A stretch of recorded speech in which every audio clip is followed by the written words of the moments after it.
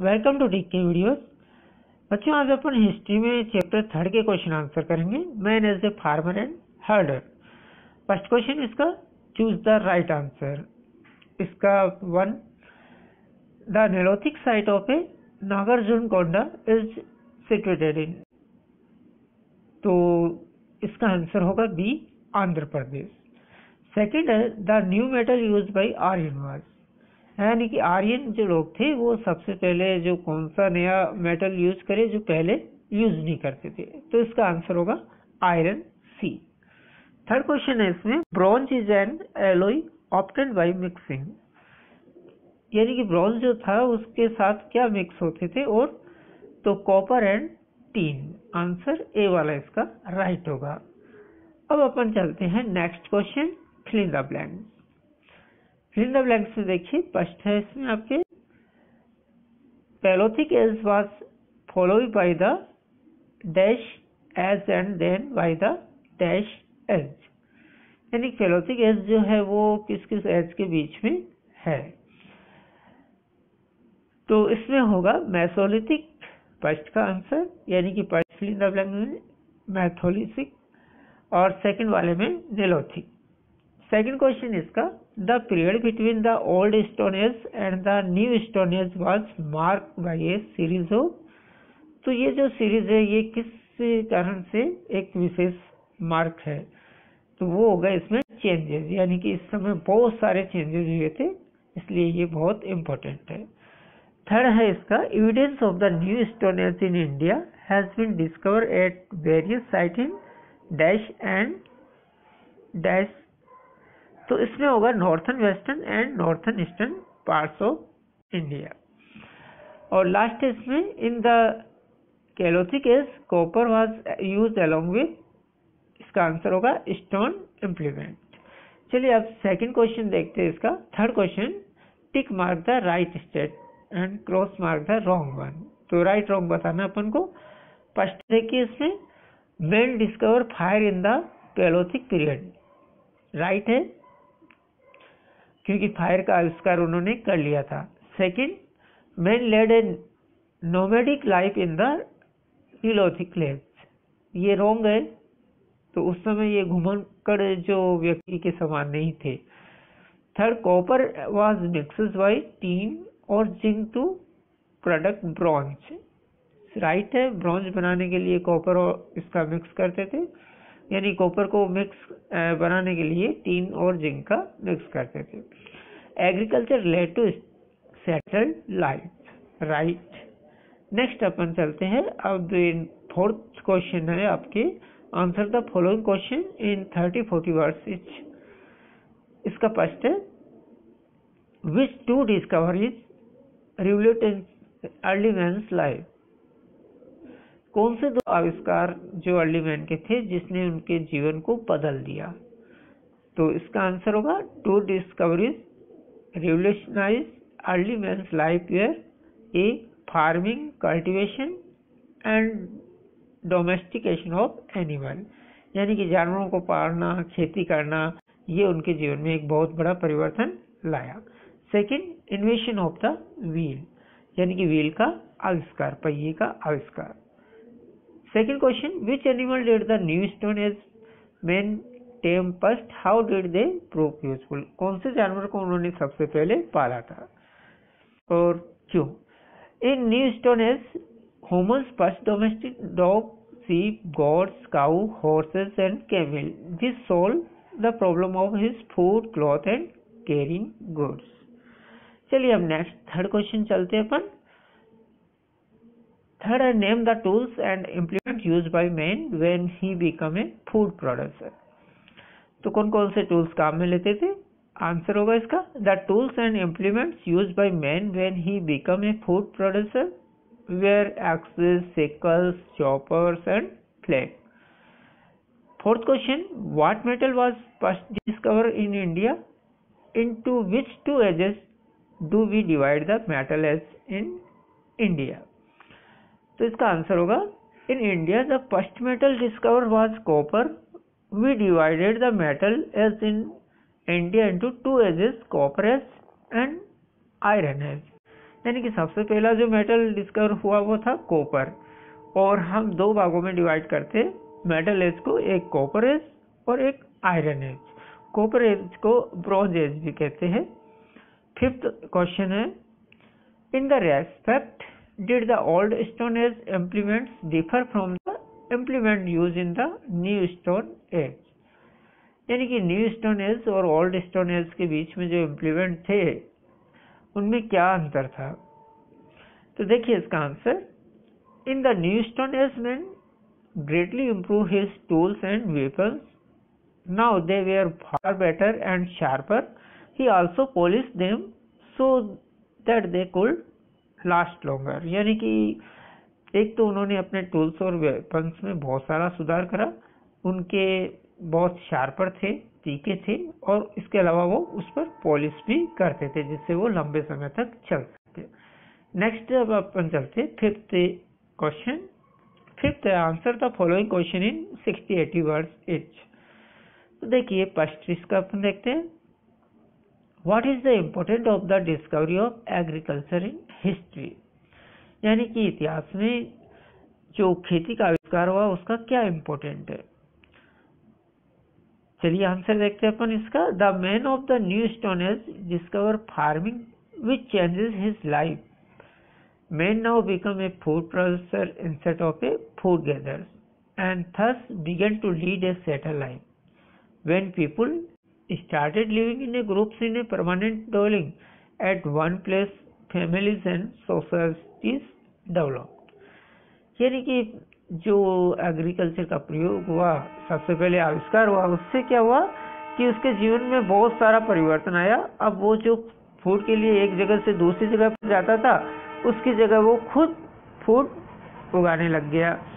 इसके अलावा लोग एक जगह रहने लग गए तो उनमें यानी कि फैमिली बनी, सोसाइटी बनी, ये उसका अंतर हुआ।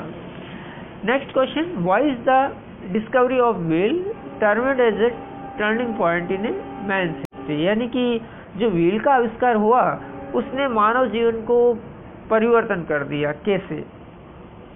चलिए आंसर देखते हैं इसका, the discovery of the wheel was the point of a great change in a human life. After this discovery it become easier for him to carry goods, it become easier to move from one place to another, and with this help he also started making pottery.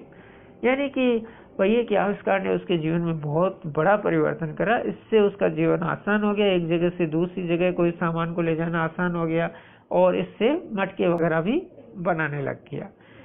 Third question चलते अपन, describe how the stone age man turned from food gatherers to food producer.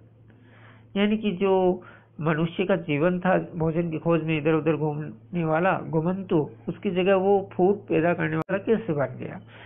तो the old stone age people were instantly food gathers, unlike the neolithic man they were not found producer. They collect forest product like fruits, roots and leaves to eat and hunted with animal to eat their flesh. With the passage of time, men learned to grow food grain. It was with change that they discovered seed to build plants which fell on land and grew into plants. यानी कि जो उनका जीवन था घुमंतु, उसके बाद में उन्होंने जो फूड पैदा करना शुरू कर दिया। पहले वो केवल फल, जड़ों और पत्तियों पर निर्भर रहते थे, जानवरों को शिकार करके उसके मांस पर निर्भर रहते थे। तो इसकी जगह अब वो फूड इकट्ठा करने लगे और पैदा करने लगे plant. Next question, in what way did the domestication of animal help the early man. यानी कि अर्ली मैन का जो जानवरों को पालने से उसको क्या हेल्प मिली। तो देखिए आंसर इसका, domestication of animal had a great impact of man's life. This animal provide him milk and meat easily. He could use dead animals' hide to stitch cloth and make tent. Animals also help plugging and drawing cards.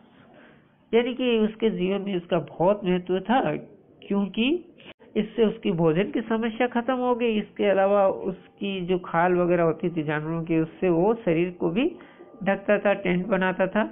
इससे उसको बहुत आसान हो गया काम। Next is 5th question, how are the discovery of metal useful to the early man. तो देखिए इसका answer, the discovery and use of metal is an event of great importance in the history of market mankind. Metals were definitely more durable than stones, so they could be used for making stronger tools and implements. यानी कि metal के use ने उसके जीवन को बहुत change कर दिया, क्योंकि मेटल एक तो मजबूत होता था पत्थर की बजाय, इससे उसके जो टूल्स वगैरह होते थे वो बहुत मजबूत होने लग गए। Next question, write a short note on the development of the religious belief of men in the metal as.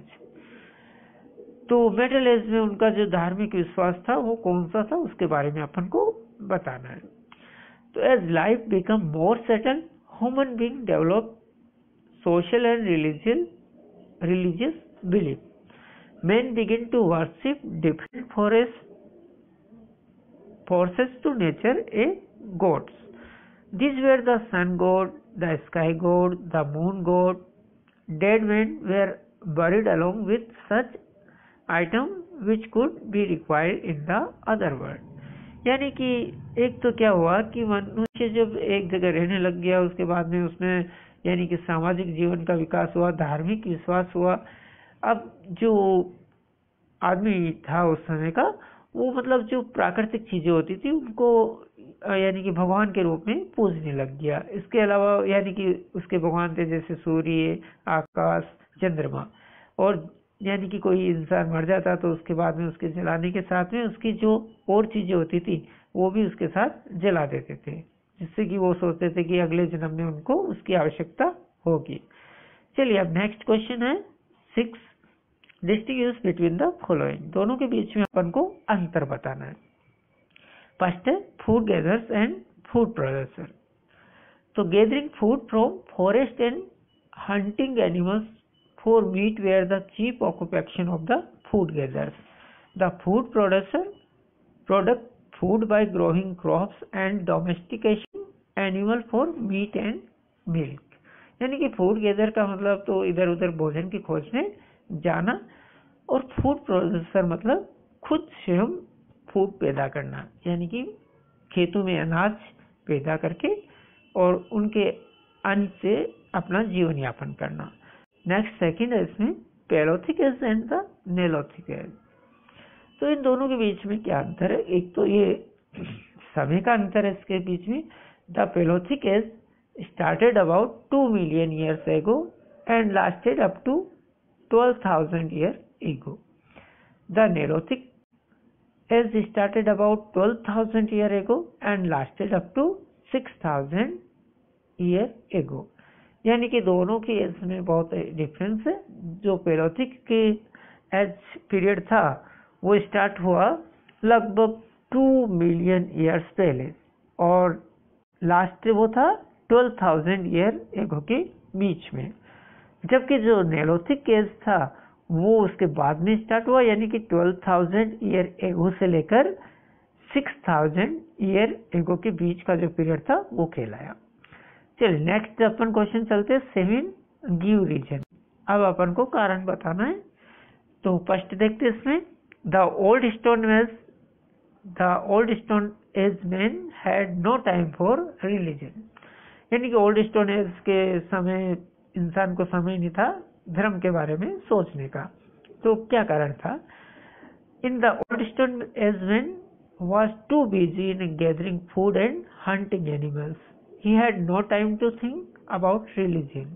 यानी कि जो पाषाण युग के समय इंसान इतना बिजी रहता था भोजन की खोज के लिए, जानवरों को मारने के लिए, कि उसको सोचने का समय नहीं मिलता था कि ये धर्म क्या होता है, धार्मिक विश्वास क्या होता है। Next second, man domestication animal. यानी कि मनुष्य ने जानवरों को पालना शुरू क्यों किया? तो man domesticated animal to get the milk and meat. he also used them for transportation। यानी कि मनुष्य ने जो जानवरों को पालना शुरू करा था, एक तो दूध के लिए और मीट के लिए, और इसका वो यानी कि एक जगह से दूसरी जगह जाने के लिए सवारी के रूप में या सामान ले जाने के रूप में भी प्रयोग करता था। थर्ड इसका है personal belongs were buried with the dead. The early man believe in life after death. They buried the death along with his personal belonging because they thought he would need them in next life। यानी कि उस समय इंसान का विश्वास था कि यानी कि मरने के बाद में अगला जन्म होगा, और अगले जन्म में उसको जो चीजें चाहिए वो उसको मिल जाएगी, इसलिए वो उसके साथ में उसकी मनपसंद चीजें रख देते जिससे कि अगले जन्म में उसको मिल जाए। Thanks to watching my video.